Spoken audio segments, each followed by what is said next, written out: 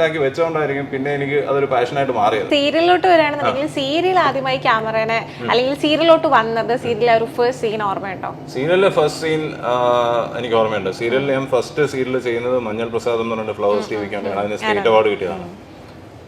First scene എൻ്റെ ഓർമ്മ ശരിയാണെങ്കിൽ ഞാനും എൻ്റെ ബാക്കി 4 കൂട്ടുകാരും കൂടെ ഒരുമിച്ചിരുന്ന് സംസാരിച്ചുകൊണ്ടിരിക്കുന്നതാണ് first scene. That was a good experience. ഈ പറഞ്ഞാൽ അതൊരു സീരിയൽ ടീമാണെന്നുള്ള ഒരു ഡയറക്ഷൻ അങ്ങനെ ഭയങ്കര സീരിയസ് ആയിട്ടുള്ള ഒരു ലൊക്കേഷൻ ഒന്നും ആയിരുന്നില്ല. പ്രദീപേട്ടനായിരുന്നു എൻ്റെ ഡയറക്ടർ, ദീപകേട്ടനായിരുന്നു ക്യാമറ, പിന്നെ എൻ്റെ കൂടെ അഭിനയിച്ചവർ എല്ലാവരും എൻ്റെ ഏജ് ഗ്രൂപ്പായിരുന്നു. മേ ബി എൻ്റെ ഏജ് ഗ്രൂപ്പ് അല്ലെങ്കിൽ എന്നെക്കാളും കുറച്ചുകൂടെ ഏജ് കുറഞ്ഞ ആൾക്കാർ. അപ്പം നമ്മളൊരു കോളേജിലൊക്കെ പഠിക്കുന്ന ഒരു അവസ്ഥയിലായിരുന്നു നമ്മളവിടെ ഷൂട്ട് ചെയ്തിട്ട്. That was real fun. അപ്പം ഫസ്റ്റ് സീരിയൽ, പിന്നെ ഒബിയസ്ലി ഫസ്റ്റ് സീരിയൽ എന്ന് പറയുമ്പോൾ it's always A memory, special thing. കാരണം നമ്മൾ ആദ്യമായിട്ടൊക്കെ ടി വിയിൽ വീണ്ടും കാണാൻ പോകുന്നു എന്നൊക്കെ പറയുമ്പോഴേക്കും എക്സൈറ്റ്മെന്റ് കാര്യങ്ങളുണ്ട്. പിന്നെ that also happened out of the blue moon എന്നൊക്കെ പറയില്ലേ. ദർ വാസ് നോ എക്സ്പെക്ടേഷൻ, അല്ലെങ്കിൽ ഞാൻ അത് ആഗ്രഹിച്ചിരുന്നല്ല, ലൈക്ക് ഇറ്റ് ഹാപ്പൻഡ്. അൺഎക്സ്പെക്ടഡ് ആയിട്ട് ആദ്യം എന്നെ ഒരു പ്രൊജക്ടിന് ഫ്ലവേഴ്സിൽ നിന്ന് വിളിച്ചു. ഞാൻ പറഞ്ഞില്ല എനിക്ക് സീരിയൽ ചെയ്യാൻ താല്പര്യമില്ല. ദാറ്റ് ടൈം ഞാൻ ഈ പറഞ്ഞ ലോക സിനിമാസ് ഒക്കെ അത്ര അടുത്ത് നിൽക്കുന്ന ഒരു ടൈമാണ്. അപ്പോൾ എന്നോട് അതിന്റെ പ്രൊഡ്യൂസർ ഷാജിയാൻ റേഷനൊക്കെ പറയും, ഷാജിയാനൊക്കെ പറയും സീരിയൽ ചെയ്യാൻ എന്തിനാ ചെയ്യുന്നതൊക്കെ ചോദിക്കും. കാരണം ലൈക്ക് സീരിയൽ കഴിഞ്ഞിട്ട് സിനിമയിലേക്ക് എത്തിപ്പെടുക എന്ന് പറഞ്ഞാൽ വലിയൊരു ടാസ്ക് ആണ്, ഒരു ഹെർക്കുലിയൻ ടാസ്ക് എന്നൊക്കെ പറയുന്ന പോലെ ആണ്.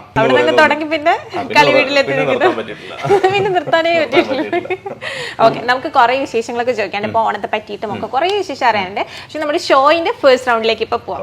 ഓക്കെ, നമ്മുടെ ഈ റൗണ്ടിന്റെ പേരെന്താണെന്ന് അറിയോ? പച്ചക്ക് പറയുമ്പോൾ നീല ഡ്രസ് ഇട്ട് പച്ചക്ക് പറയാൻ പച്ചക്ക് ഇവിടെ കുറച്ച് സ്റ്റേറ്റ്മെന്റ്സ് നമ്മൾ പറയും. അപ്പൊ ആ സ്റ്റേറ്റ്മെന്റ്സിനോട് എന്താണോ പറയാനുള്ളത് ബോൾഡ് ആയിട്ട് അതിനുള്ള ഒരു ആൻസർ. എന്നെ ആൾക്കാർക്ക് പൊതുവെ ഇഷ്ടമില്ലാത്തൊരു കാര്യമാണ് ഞാൻ എല്ലാം പച്ചക്ക് പറയാം. ഞാൻ ഇച്ചിരി സീരിയസ് ആണ് കേട്ടോ. ഞാൻ പച്ചക്ക് പറയാറുണ്ടല്ലേ, അപ്പൊ ഒരു കുഴപ്പമില്ല.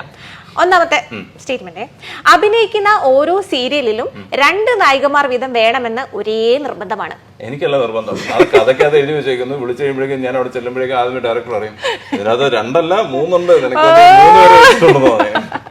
അതുകൊണ്ടാണ് ഫസ്റ്റ് എപ്പിസോഡിൽ ഫസ്റ്റ് ഒരു സീനിൽ മാത്രമാണ് ഞാൻ ചിരിച്ചിരിക്കുന്നത്. പിന്നെ ലാസ്റ്റ് എപ്പിസോഡിൽ ക്ലൈമാക്സ് കഴിഞ്ഞിട്ട് വേറൊരു ആഫ്റ്റർ 6 years കൊണ്ട് കാണിക്കുന്നത്, അവിടെയാണ് ഞാൻ ചിരിച്ചിരിക്കുന്നത്. അപ്പൊ സോ യു ക്യാൻ ഇമാജിൻ, അതുകൊണ്ടാണ് ഈ സീരിയസ് ടാഗ് ലൈൻ കിട്ടിയത്.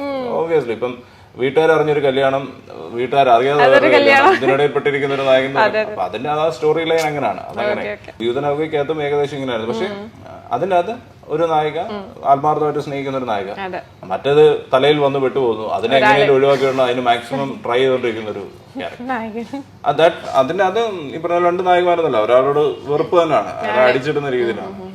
പിന്നെ തേർഡ് ഇത് കളിവീട് വന്നപ്പോഴേക്കും ഒരു നായികയേ ഉള്ളൂ. ഒരു നായിക എന്ന് പറഞ്ഞാൽ നമ്മുടെ അനു എന്ന് പറഞ്ഞൊരു ക്യാരക്ടറാണ് ഈ അർജുന്റെ പേരായിട്ട് വരുന്നത്. അപ്പൊ അനു എന്ന് പറയുന്നത് അർജുന്റെ മുറപ്പെണ്ണാണ്. പക്ഷെ ഇത് 2 പേരാണ് നിൽക്കുന്നത്, ഒരാള് മറ്റേയാളുടെ പേരിൽ അവിടെ കേറിക്കൂടിയിരിക്കുന്നതാണ്. ഈ ലുക്കും ഭാവവും ഒക്കെ കണ്ടിട്ടാകും മസിലിൽ പിടിച്ചിരിക്കുന്ന കഥാപാത്രങ്ങളാണ് നിതിൻ ചേട്ടന് കൂടുതലും കിട്ടിയിട്ടുള്ളത്. എന്നാൽ യഥാർത്ഥ നിതിൻ ഇതൊന്നുമല്ല. എനിക്കും ഭയങ്കര ആഗ്രഹമുണ്ട് ഈ അമർ അക്ബർ ആന്റണി പോലൊക്കെ, അല്ലെങ്കിൽ ഹരിഹർ നഗർ പോലുള്ള സിനിമകൾ ചെയ്യണം, അല്ലെങ്കിൽ ദാസനും വിജയനും പോലുള്ള സീരിയലൊക്കെ ചെയ്യണം. പക്ഷെ എത്ര പേര് സീരിയൽ കാണും? അങ്ങനെ കാണില്ല. സീരിയൽ എന്ന് പറയുമ്പോഴേക്കും പൊതുവെ സ്ത്രീകൾക്ക് മുൻഗണന കൊടുക്കുന്ന ഒരു ജോണർ ഓഫ് ഇതാണ്.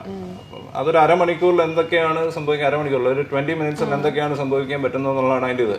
പുരുഷന്മാർക്ക് എന്തെങ്കിലും ചെയ്യാനുണ്ടോ എന്ന് ചോദിച്ചു കഴിഞ്ഞാൽ ഇതൊക്കെ ഉള്ളൂ ചെയ്യാൻ അതിൻ്റെ അത്. പക്ഷെ ഈ കളിവീട്ടിൽ ഞാൻ എല്ലാം ചെയ്യുന്നുണ്ട്. കോമഡി ഉണ്ട്, റൊമാൻസ് ഉണ്ട്, ഇപ്പൊ സീരിയസ് ആയിട്ടുള്ളതുണ്ട്.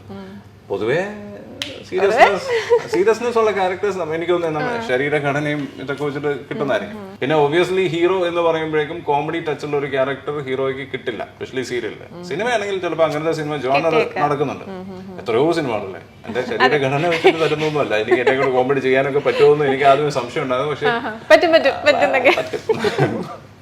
ഓക്കെ, അടുത്ത സ്റ്റേറ്റ്മെന്റിലോട്ട് പോകാം. ഒട്ടേറെ നടിമാരുടെ നായകനായി സ്ക്രീനിൽ തകർത്ത് അഭിനയിച്ചെങ്കിലും കളി വീട്ടിൽ എത്തിയപ്പോഴാണ് നമ്മുടെ സ്വന്തം വൈബിലുള്ള ഒരാളെ കൂട്ടിന് കിട്ടിയത്. അങ്ങനെ തോന്നുന്നുണ്ടോ? അങ്ങനല്ല, സ്വന്തം വൈബിനെന്നുള്ളതല്ല.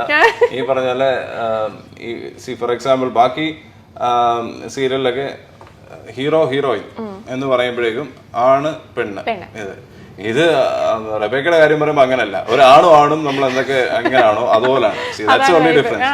അപ്പൊ അതാണ് ആ വൈബിന്റെ ഒരു കാരണം she never consider me as എന്താ പറയാ ഒരു അനദർ ജെൻഡറിൽ വിട്ടുന്ന ഒരാളാണ്, അല്ലെങ്കിൽ you have to stay away, അങ്ങനത്തെ ഒരു ക്യാരക്ടർ അല്ല റബേക്ക. റബേക്ക എല്ലാവരോടും ഇങ്ങനെ ഓടി നടന്ന് കളിച്ചും ചിരിച്ചും നടക്കുന്ന ഒരു ക്യാരക്ടറാണ്. സോ അതിന്റെ ഒരു ഡിഫറൻസ് മാത്രമേ ഉള്ളൂ. ബാക്കിയുള്ള നായികമാരും അങ്ങനെ അല്ലെന്നല്ല ഞാൻ പറയുന്നത്. പക്ഷെ ഒബിയസ്ലി എവിടെയോ ഒരു ഡിഫറൻസ് എന്ന് പറയുന്നത് ബാക്കിയുള്ളവരെ വെച്ച് നോക്കുമ്പോഴേക്കും she's like she's into everything. ഓടി നടക്കും, ക്യാമറയുടെ പുറകെ പോയി നിൽക്കണം പറഞ്ഞാലും പോയി നിന്നിട്ട് വേണമെങ്കിൽ ആണ് ഷൂട്ട് ചെയ്യും. അങ്ങനത്തെ ഒരു ക്യാരക്ടറാണ്. അപ്പൊ അതിന്റെ ഒരു ഡിഫറൻസ് മാത്രമേ ഉള്ളൂ. നിങ്ങളുടെ പേരിന് പക്ഷെ എന്തായാലും ഭയങ്കര ഒരു സോഷ്യൽ മീഡിയയിലൊക്കെ ഭയങ്കര ഒരു സ്വീകാര്യതയാണ് നിങ്ങളുടെ കൂട്ടിന്. ഇപ്പം ഞങ്ങൾ ജീവിതത്തിൽ എങ്ങനെയാണോ ആ രീതിയിലാണ് എന്നുള്ള ഒരു പൊതുവെ ഒരു സംസാരമുണ്ട്. അങ്ങനല്ല, ഞങ്ങൾ പൊതുവെ ജീവിതത്തിൽ നല്ല അടിയാണ്, അങ്ങോട്ട് നല്ല അടിയാണ്, നല്ല ഒന്നാമതൊരു അടിയാണ്. തലയൊക്കെ തല്ലി പൊളിച്ചിട്ടുണ്ടോ? തല മാത്രം തല്ലി പൊളിക്കാറുള്ളൂ. ബാക്കി ലിറ്ററലി കൈ കിട്ടുന്ന കുപ്പിയൊക്കെ ഒഴിച്ച് കയറി അങ്ങോട്ടും ഇങ്ങോട്ടും. സ്വന്തം പേര് ഇടയ്ക്കിടയ്ക്ക് ഗൂഗിൾ ചെയ്ത് നോക്കാറുണ്ട് ഉണ്ടോ? ഉണ്ട്, ഡെയിലി ഒരു പ്രാവശ്യം നോക്കാറുണ്ടോ? ഉള്ളതാണോ? അപ്പൊ എന്താ ആത്മനിർവൃതിയാണ് അടയുന്നത്? അങ്ങനല്ല, നമ്മളെ പറ്റി എന്താണ് പുതിയ വാർത്തകൾ, എന്താണ് പുതിയതായിട്ട് വന്നിരിക്കുന്നത്.